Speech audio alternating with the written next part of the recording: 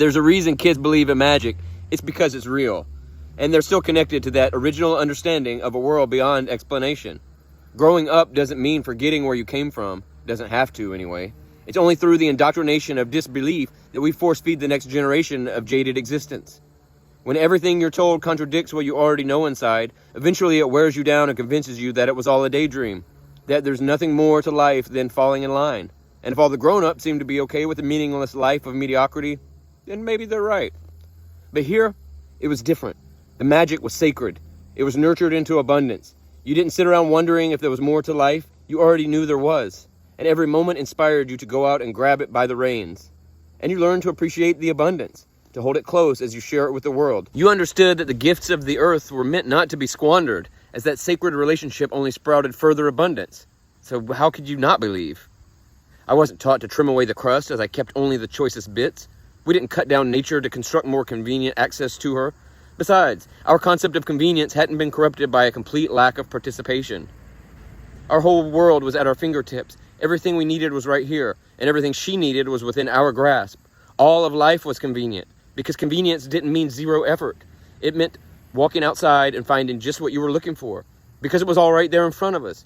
There was no want for an easier way to skip through life, because who in their right mind would want to skip all of this? If I got a piece of crust stuck in my teeth, I just picked up a splinter and pried it out. How could it get more convenient than that? Then I discovered how the other world defines their dependence on the dollar bill. The toothpick factories and forests, the oil burned to minimize wages, trucks and transit and little plastic packages, and just how large a footprint could one little sliver of convenience be worth? It didn't sound like convenience at all. It sounded like an awful lot of work and waste and destruction. But then I realized that the convenience was that all of it was somebody else's problem. They'd all bought into the myth that money creates wealth out of nothing, because they'd been removed from the living world that was paying the price. But from my perspective, it was clear that money was merely a tool of limitation. I could see it drying up the abundance as they all chased it into their own little individual hidey holes.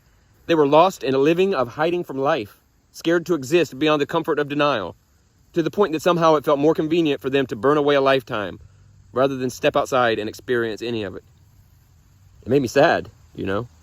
Sad for the people lost in the world, and sad for the earth they'd forgotten they were a part of. It's like it's some kind of sickness that's infected us. A post-traumatic amnesia that we've spread into the veins of our mother. And my prognosis of progress was that we had to do something soon, before she fell too ill to support us. But I knew better, and I'd known better. I was a child of the earth, and I could feel her pouring through me.